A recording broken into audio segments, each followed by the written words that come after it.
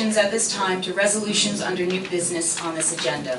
As a matter of fairness, you are asked to limit your questions to no more than one and your remarks to no longer than 3 minutes. If you are here representing a group, please identify yourself, the group, and your position in the group. If you are here as an individual, please give us your name and address. This section of public participation will be limited to 15 minutes. Please specify the resolution you are referring to in your question.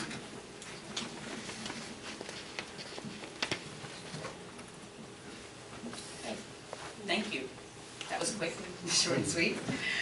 Superintendent's report.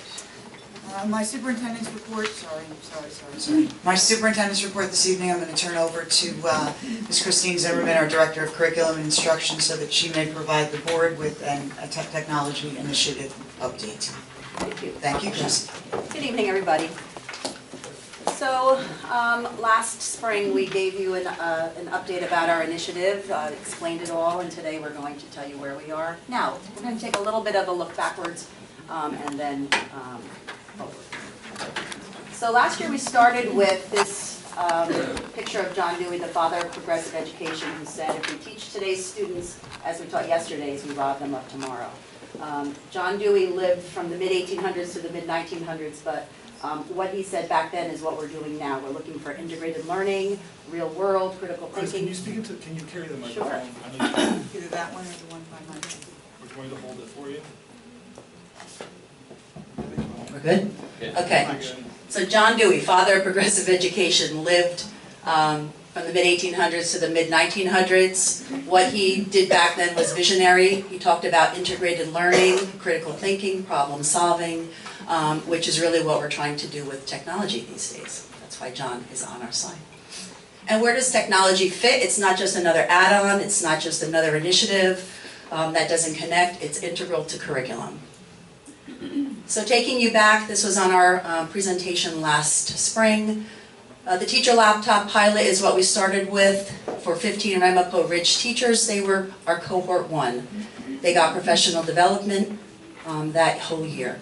We established a bring your own device environment for all pre-K to 12 teachers last year, and we also started a STEM design and research class, student laptop pilot.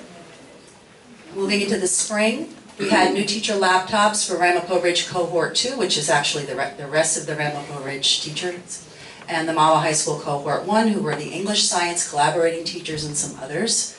We gave professional development for teachers and 6-12 administrators in those 2 cohorts, and we did classroom coaching for the Ridge Cohort 1 teachers. I'll be talking some more about professional development later in the presentation. The technology initiative for 16-17 this year for Ramapo Ridge, we provided 636 new laptop computers for students, 1 new cart per grade level in a content area, and 2 teachers sharing 1 cart, and continued professional development for teachers and administrators. At the high school, we provided 225 new student laptop computers, again, 2 teachers sharing a cart, continued professional development. So professional development, we here in Mahwah really believe in the value of professional development, sustained, ongoing, connected to everything that we do. So when we took a look at this initiative, we knew that professional development would be important. In 2014-15, when we first started talking about this, we surveyed our teachers and administrators, and that they told us that they wanted professional development to help them use technology appropriately, and that they wanted a shared understanding of technology. So we took a look at the Ramapo Ridge Cohort 1. So this was Principal Brian Miller, who started this pilot with 15 teachers and professional development. Brian Miller, John Pascal, myself, and our English and science supervisors sat down. We talked about how that PD had worked. We talked with the people from Eduscape, which is the professional development provider that we're using, and we came up with a plan based on what had worked and not worked at the Ridge, moving forward for our Cohort 2 at Ramapo Ridge and at the high school. We also used teacher feedback from the Ramapo Ridge teachers to plan that. So we're now into the professional, we actually finished the professional development for this next group, and we're using the teacher feedback from their workshop evaluations and also our conversations with the teachers to plan moving forward. Our biggest takeaways from all of that is that we can actually condense the PD. We gave 5 sessions, and I'll be talking about them in a few moments, but they didn't need all of that in retrospect, so moving forward we could condense that and also differentiate it, because like our students, teachers are at different places in terms of their understanding of technology and their current use of technology, so we want to make sure that we provide our professional development where the teachers need it. So the first session that we had last spring was Introduction to Windows 10 and Microsoft in Education. And I just want to let you see our teacher feedback. So what you see here is Mahwah High School. The pattern will be this. It'll be Mahwah High School followed by the Ridge. You'll see in yellow the teachers' self-reporting of their prior understanding, and in blue the final understanding after the workshop. So you'll see that teachers improved as a result of their workshop. This next slide is a little bit different because the way the evaluation was, it just asked them the overall value of the session, so this is the Ridge. You'll see 5 is the highest, 1 is the lowest. Teachers found that session valuable. And again, what the teachers are learning, they in turn use in their lessons and also teach the students. The next session was overview of Office 365 and OneDrive, Mahwah High School, and the Ridge. You can see the blue lines increasing in the highest understanding, level 5. The next session was one-to-one and one-to-many. That was telling teachers about the pedagogical educational shifts in terms of teaching in the digital classroom environment. Mahwah High School and the Ridge. Managing the digital classroom is what we started with in September. And this was, how do you actually change up your classroom program? How do you approach learning and manage the students using the devices? Mahwah High School and the Ridge. Now this is an anomaly, right? You take a look at number 5. Teachers reported that they knew more before the session at 5. We won't be having that staff developer guy back. He was bad. And in October we did OneNote and the Classroom Notebook, Mahwah High School, and the Ridge. Could you give us a sense of how many people were at the Sure. high school and at the Ridge? Yep. And how long these sessions were? Yep, sure. At the high school, 30-something teachers, so that was the cohort 1, and at the Ridge, 15 did it the first year, and then it was the rest of the staff this year, so I'm not quite sure what. And I think it's also 30-something, right? Any Ridge teachers here? I think it was 30-something, right? And how long were the sessions? Sessions were, all of the first 4 were half a day, and then the last one was a full day. And so that's something else, you're welcome, that's something else that we're looking at. So condensing, so we have time for PD and time for practice. It's interesting, the feedback was all over the place. Too fast, too slow, again going back to the differentiated piece, right? But everybody wanted time for practice and supported practice with the professional developer in the room, answering questions.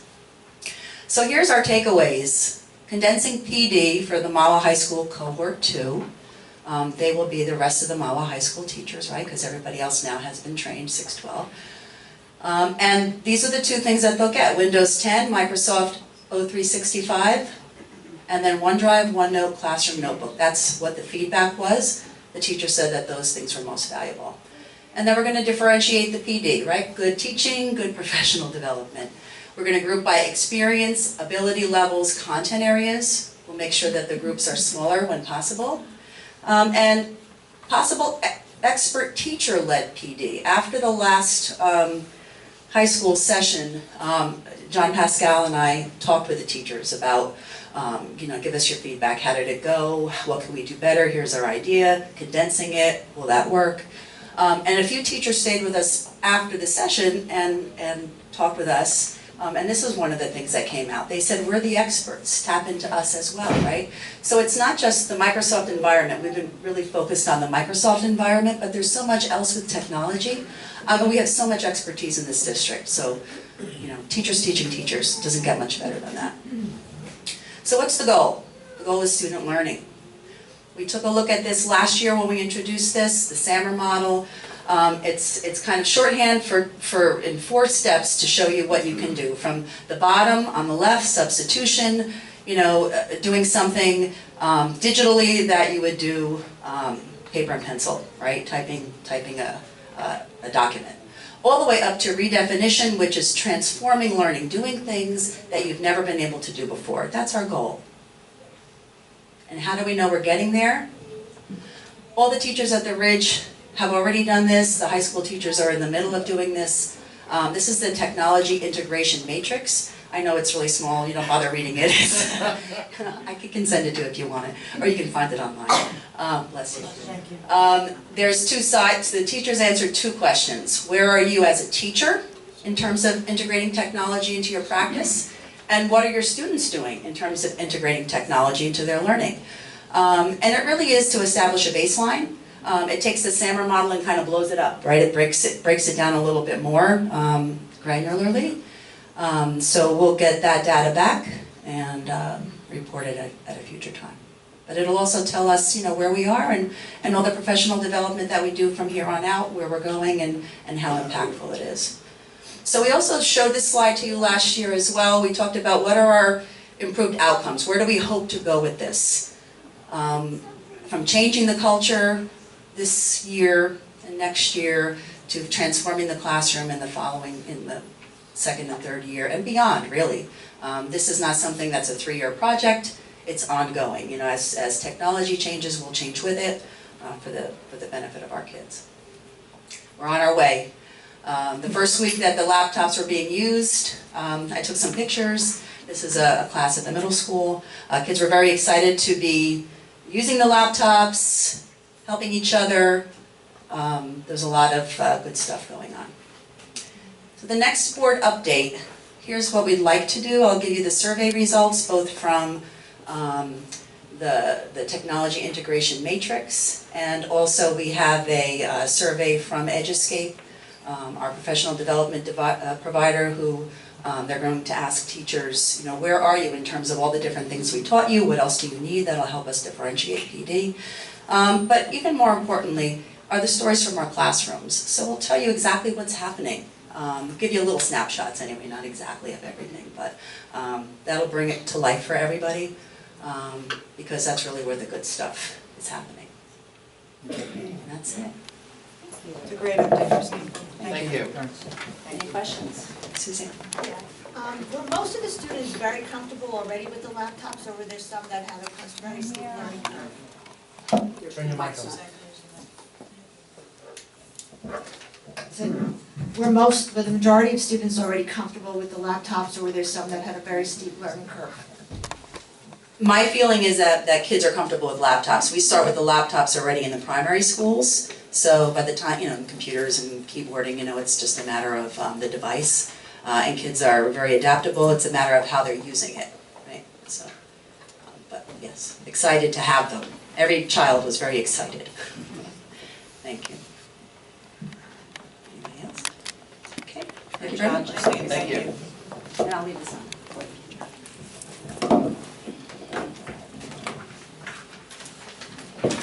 Carl, you have any? No, there's no report, sir. Mr. Bear, the report for us this No, evening. no. All right, President's report. The College Board names 8 commended students from Mahwah High School class of 2017. Mr. John Pascal, principal of the Mahwah High School, announced that the following students have been named commended students in the 2017 National Merit Scholarship Program: Jack Darrow, Benjamin Gershon, Harvin Cower, Elise D. Kronbichler, Kristen Lee, Emma Malley, William So, and Kristen Wetra. Approximately 34,000 commended students throughout the nation are being recognized for their exceptional academic promise. Although they will not continue in the 2017 competition for National Merit Scholarship Awards, commended students placed among the top 5% of more than 1.6 million students who entered the 2017 competition by taking the 2015 preliminary SAT National Merit Scholarship Qualifying Test. So congratulations to those students. And then we had Law Enforcement and Military Appreciation Day on October 26, 2016 at George Washington. And George Washington School was honored to host this Law Enforcement and Military Appreciation Day. The event provided students with a once-in-a-lifetime opportunity to explore military and law enforcement vehicles, participate in fun and exciting hands-on workshops facilitated by military and law enforcement personnel, and witness a helicopter landing and takeoff at their school. Learning topics included evidence collection, hidden camera technology, robots, cybersecurity or cyber safety. Students also had opportunities to explore and learn about law enforcement vehicles and aircrafts. This team event included members of the FBI, the New Jersey Army National Guard, United States Marine Corps, Mahwah Police Department, Bergen County Prosecutor's Office, Bergen County Sheriff's Department, and New Jersey State Police. The George Washington School community was extremely excited to host this event, learn from some of our community's heroes, and show appreciation for our police, military, and law enforcement agencies. GW gives a special thank you to Thomas Houck, Supervisory Special Agent FBI, for coordinating and facilitating this special event. And I'd also like to mention, on our agenda this evening, we have a lot of names of volunteers within our district, and I'd like to thank them all for volunteering. We really appreciate your help. Okay, board committee reports. Give me board committee reports this evening. Well, real quick for policy, you'll see 15D and E. 15D is first reading for drones. Policy for it. Bucket. And 15E is second reading adoption of four policies. Thank you. Anyone else this evening? Yes. We have instruction, negotiation.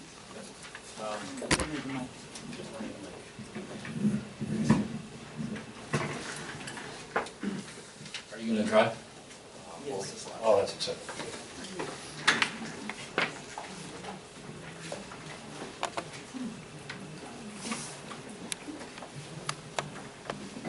So I have a fairly brief update for everybody in attendance regarding where we are in negotiations. And I'll just step you through the slides, and then members of the board can ask questions, and we can take it from there. Okay. Oh, yeah, thank you. So, as everybody may recall, we've been in a process, the PERC process, which is the state governed approach when two parties have a dispute. There was an impasse declared back in April of 2015. We had our first mediation session back in September of 15. So just giving everybody where we were from a timeline standpoint.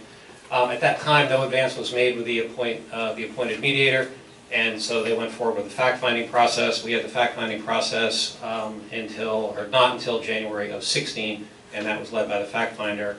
The fact-finder then issued a report. We had a session with the fact-finder on May 2. And in that session, both sides present their data points and arguments with respect to why they believe their particular positions are strong. And then the fact finder takes all of that into consideration.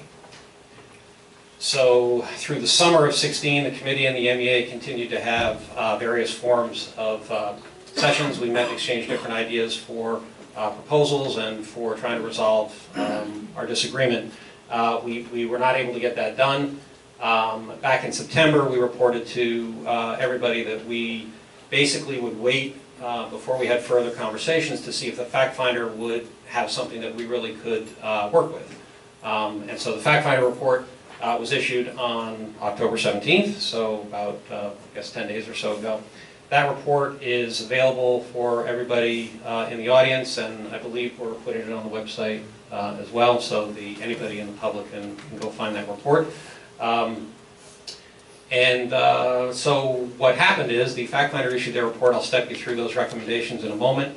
And on October 27th, the board indicated that we would accept the recommendations of the fact finder, and we suggested to membership that they consider adding 2 additional years to the agreement. The reason for that is, as everybody knows, we're without a contract presently. 1 year has already gone by, We're approaching the halfway point of the second year. So if we ended up executing a 5-year agreement, it would really be net 3.5. And the thought process was that a longer period of an established contract would be a good idea based on where we have been presently. On the 31st of October, committee received notice that the MEA has rejected the fact finder report. So there'll be some next steps there that I'll talk about toward the end. What I'm going to do now is step everybody through what the fact finder report basically concluded from a highlights perspective. So this is basically a comparison of the two parties' proposals. Again, all this is public now, so we can present it. One of the items that you've heard about over the time period this has been going on relates to healthcare contribution. Membership's position was that all employees be moved to Tier 3. Tier 3 is the reference to Chapter 78. Chapter 78 is the public law that required public employees to begin contributing to their healthcare. The board's position was that all employees hold at Tier 4 of Chapter 78. The fact finder's recommendation was that the association's proposal to move from Tier 4 to Tier 3 not be supported or recommended. We included incentives to encourage membership to look at lower cost healthcare plans. There are 19 total plans in the state healthcare benefits program that we presently offer. And they all have different cost structures. And so we had offered an incentive to help encourage people to kind of fight through the complexity of those trade-offs. It's not easy to do, and we understand that. So we have proposed a $200 subsidy for anybody moving to Direct 15 from Direct 10 or any other plan with a lower cost option. The fact finder agreed with that proposal, and we've accepted it. There is something called the healthcare benefit waiver. The healthcare benefit waiver was not included in the association's proposal. The board proposed eliminating that waiver. That waiver pays $3,000. The purpose of that, from our perspective, was to repurpose those monies into a pool that would be accessible to all membership, not just the people who were taking the waiver. Fact finder disagreed, recommended that the board not eliminate the insurance waiver, and we've accepted that. On big items, the pay items, association had offered 3%, 3%, and 3% for a 3-year agreement. Board's position was 2.75, 2.9, 2.9. Fact finder's recommendation was 2.9 in the first year, 3.0 in the second year, 3.1 in the third year, and board has recommended those increases. The other item of I guess real significance was what are called extracurricular positions. So for those in the audience who are not doing one of those positions, these are things like coaching positions, advisory positions, things like that. The MEA had made a proposal to make some adjustments to that compensation and also review the positions. The board had offered no increase in the first 2 years and then 1% in the third year. The fact finder recommended 2% increase in the first year, 2% in the second, 2.5% in the third, and indicated that the parties should get together and work through their guide issues. And again, we've accepted all of those recommendations. And the last one, or second to last one, is longevity. Association had recommended some new tiering associated with longevity. For those of you not familiar with longevity, longevity is a compensatory reward and increase based on years of service. They offered 4 additional tiers.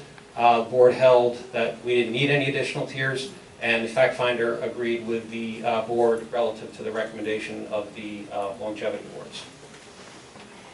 The last item, which the fact finder did not make any recommendation about, so there's no real change here in terms of positions, was professional development days. MEA was satisfied with the current approach. A board's recommendation was that we add 2 additional days, which would be non-instructional days used specifically for professional development. We had a lot of good conversation back and forth about how that professional development would be delivered, who would be involved in that professional development. Dennis actually developed a proposal that MEA has, which is basically creates a lot of space to make sure that there is input from staff about what should be covered from a PD perspective. And then personal days, MEA had proposed an increase from 4 to 5. We had proposed an increase, or rather staying at 4. And there was no recommendation from the fact finder on that particular front. So that's where we are. So the next steps are somewhat open. We're going to, as a committee, we already met this afternoon. We've had a couple days since the news that the fact finder's recommendation would not be accepted by association. So we're going to be looking at some comparable districts to see how they've settled out and see if that provides a different framework for moving forward. And that's what we'll be doing. So we'll be reaching out to leadership and see if we can get something on the books and start that conversation. So I will take questions from our group right now. Okay. So any questions from fellow board members, or we'll go from there? Okay. That's the report. Thank you. Thank you very much.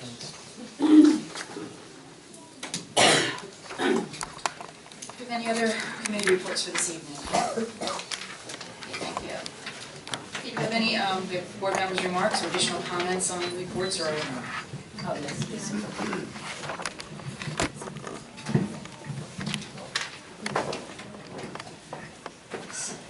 Yeah, I just wanted to comment again about Nicholas Lauerwald. I've known the family since preschool. For my older kid, that's a very long time, and they were really just overwhelmed with everything that the school community and the community has done for them. And I know that it was a lot of work for all of the teachers and everyone involved. It was a coordinated effort, and it really helped them. There was the vigil, there was the honoring him at football games and at the Ramsey football game also. The community has provided them with 2 months of food, and they've already said that that's enough. We have over $50,000 for scholarships that we'll be giving out in his honor. We haven't determined how that will be done yet, but it really was such a senseless, tragic thing, and there's nothing good to say about it. The only thing that I'd have to say that was good was that it brought out the good in everyone in this community, and the family really helped the family, and I can say that, you know, they just want to give a really big thank you to everyone. Thank you, Suzanne. Thank you. Do you have any other board members' comments or remarks at this time? Thank you. All right, I'd like to motion, take old business. Mr. Gallo and Ms. Franco.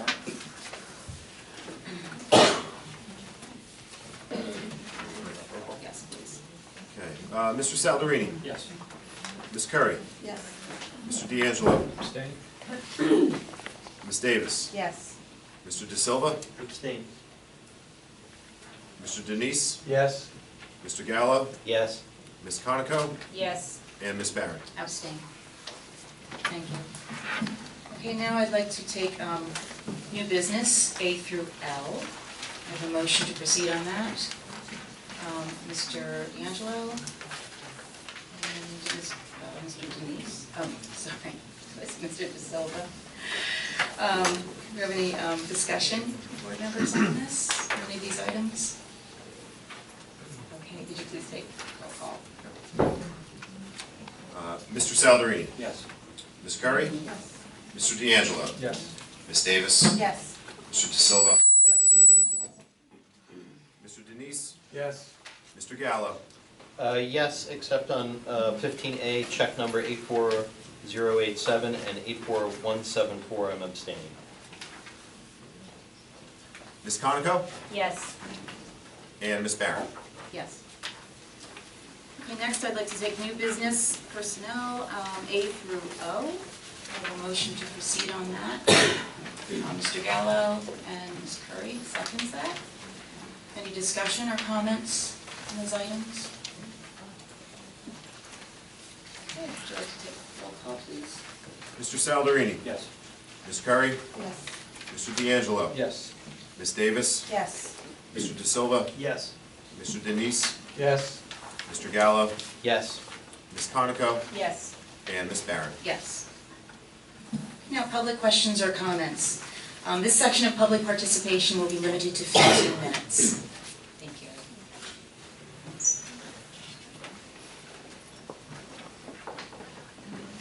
Hi. Hi, everybody. Jim D'Alessio, MEA, and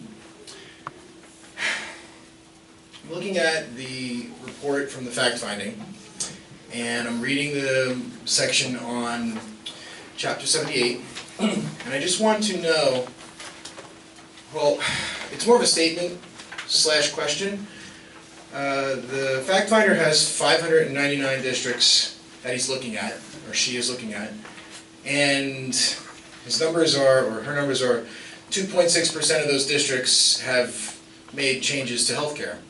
What I want to know is, if this report was determined on May 2nd, it's now November, what other districts have made changes to healthcare? And also, of the 599 districts in the state, which ones were actually at Tier 4 and eligible to renegotiate their healthcare? It could be 15 districts. If 15 districts were eligible and 4 or 5 made changes, that's almost half. So I don't know that those percentages necessarily represent the districts that are able to change their healthcare or negotiate that, and I'm not sure that this language really is fair in that sense, if it's not accurate. So I just wanted to make that statement to the board. If we're looking at that, and that's the sticking point for our negotiations, I think those numbers need to be scrutinized a little bit and brought up to date and fairly looked upon by both the board and the union, so that we have accurate figures that we're looking at when we're deciding the contract. Thank you. Thank you very much.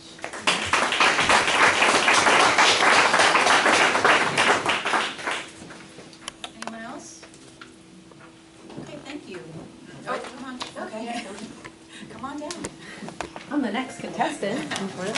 My name is Allison Cucci. I am a resident of Mahwah. I've also stated before, I live at 28 Divine Drive. I'm also an educator, much like many of the people in this room. I was very eager to see the information that came from the fact finder, so it's interesting to see now we know what both sides were really looking at, coming from the fact finder. I'm sure pretty much most of the people in the audience and our teachers are aware of this, and I think the board members are.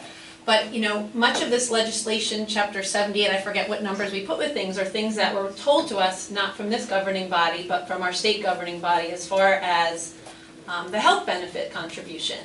And I think what's just so disheartening is that these numbers were said and made out, and each year these increments changed. Now we have the opportunity to change that increment. It's in the best interest of the board and the association to find what that best adjustment of increase is.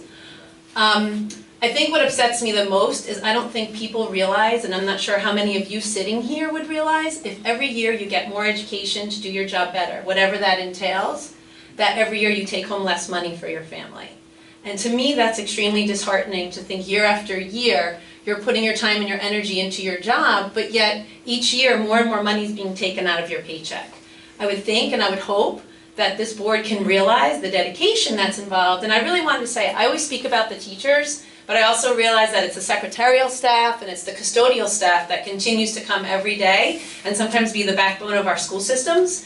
They're the people that also deserve to be making more money and not having less money in their paycheck every time and every month that it comes home. That then is the money that's not being used for their families or whatever it happens to be. So I would hope that you'll realize that, because I'm not sure how many of you would continue in the job that you're doing, making less money from year to year. So that's really my statement.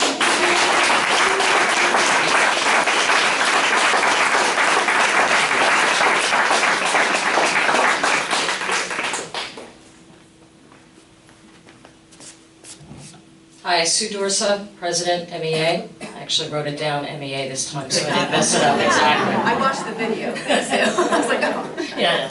I was out. What I was glad to hear that the negotiations team on the board is going to reach out to other districts. A couple that I would suggest would be Fairlawn, Midland Park, Ridgewood, Rutherford. Thank you. Thank you.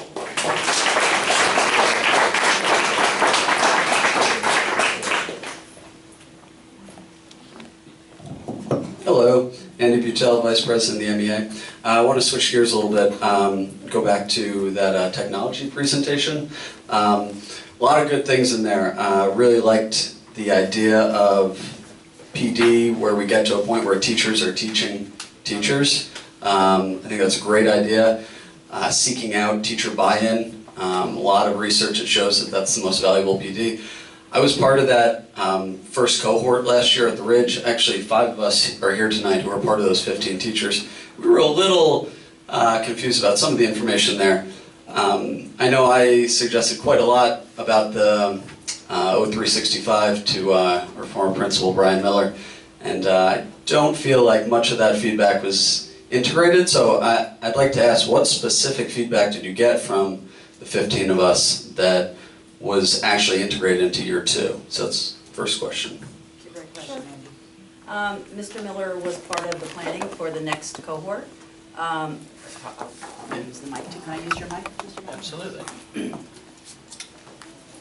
Mr. Miller was part of the planning, so was Mr. Miller, Mr. Pascal, science supervisor, English supervisor, and he brought back the input after conversations with all of you to plan moving forward. And also we looked at the workshop evaluation forms as well, the suggestions there. So that's always something, as in the district, we always have workshop evaluations of our own. Right. Eduscape had their own, and that was part of the plan moving forward.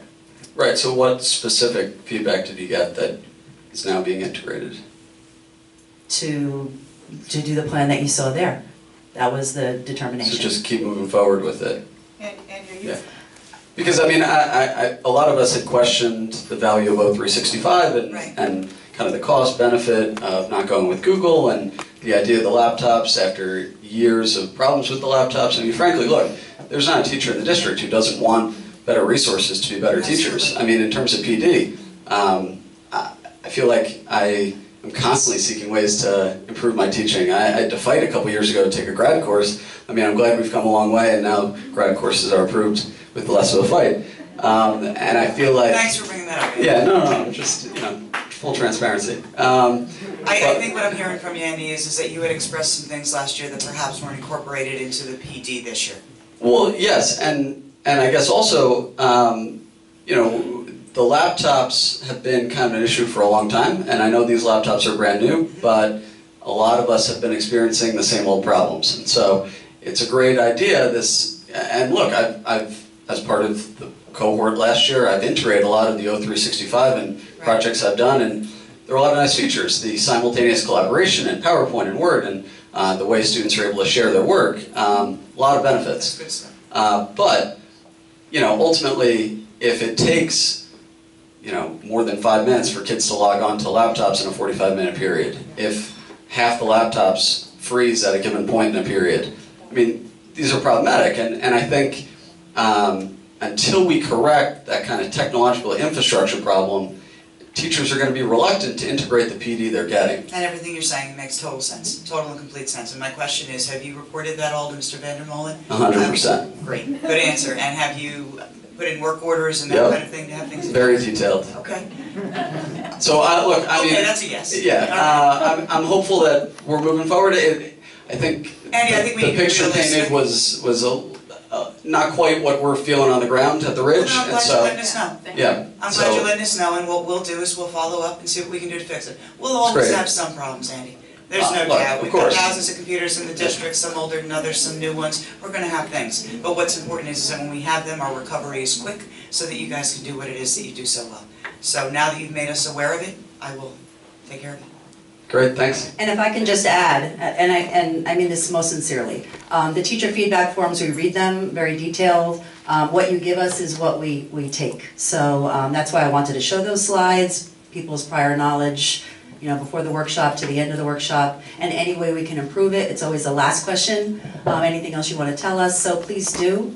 Well, as a suggestion, I mean, you could consider creating a survey that's completely anonymous that would go out to all the teaching Sure. staff and ask some really hard-hitting questions Absolutely. about, Yeah. maybe Well- how many have been less inclined to use the laptops because of their, unreliability. Okay. Thank you. Thank you. That might give you Yep. some more information beyond the surveys from the Yep. workshops. No, I think that that's And important, that's- that, But we should keep talking about this. but Absolutely. I think that we should. No, I'm almost done, actually. You're gonna be good in a second? I wasn't even gonna bring up the morale committee. No, don't. No. It's like meeting nobody. I think what's important too is that if there are things that you don't think are being put forward based on the 15 teachers, the 5 of which are here, would you shoot, Mr. Vandermolen an email, would you shoot Christine an email? Because if there were things that aren't gonna be moved forward, I'm not gonna suggest that Mr. Miller did or did not do it, but if. I'm not trying to throw it on Brian either, but. Nor am yeah. I, but if he didn't, and we didn't follow through on some things, then we need to do that. And the only way we can do that is if you bring it to our attention. I appreciate the openness and transparency. Thank you for coming If I and might make a speaking. Happy to. If I might make a suggestion real quick, you mentioned having an anonymous survey. Yeah. The only issue I see there is there might be a lot of really good feedback that comes from an anonymous survey, but if we don't know who it's from, it's difficult to go back and fix that issue. That's fair, but that's what the help desk tickets are for. So those, Right, we right. fill out those tickets and put our names in classrooms and the laptops and are very specific about the problems that need to be fixed. Right. I think an anonymous survey, the benefit of that is that teachers are going to be more inclined to be honest about the real problems. Right, but then we can't go back and fix it because. Well, we no, don't again, know that's what the help desk ticket is for. So if we have specific issues with the laptops, we can put them in. But if we want to find out kind of on a macro scale about what the issues are in the technology, Okay. I think we would need to do it in an honest. What we can also do, Rick, which helps with an anonymous survey, is we do it by school. So we have a general impression of how a school dynamic is in regard to that technology and fix that overarching issue or issues if there may be that. So I I just understand. want to make sure if we're getting feedback that it's actionable and we can actually do something with it, other than know a general feeling without a whole lot that we can. I think we can if we do it by school and we have a general impression and general feeling, because those specific things that Andy is bringing up, we do that through the work orders. So we know what room it's coming from and what teacher it's coming from, so we can address that personally. Right, okay. Sound like a plan? Well, Thank- do you feel that the work orders are being addressed appropriately? Well, I think some of them are. And I mean, look, I'm not trying to disparage our tech guys. I think they do a great job. Rich in our building is fantastic. I think when it comes to kind of these larger issues, I mean, the issue I've had most consistently with the laptops in my room, whether it was these new laptops this year or previous laptops, is the connectivity issue, the wireless network. So I put in the help desk, it seems to get corrected, but maybe it's a different set of laptops that still have an issue logging on. So, again, I think we all want the same thing. We all want functioning computers that our kids can use and we can implement the technology and kind of be more 21st century, but it's just kind of figuring out how to get to that point. We'll work on it, Andy. Great, thanks. Thank you. Thank you.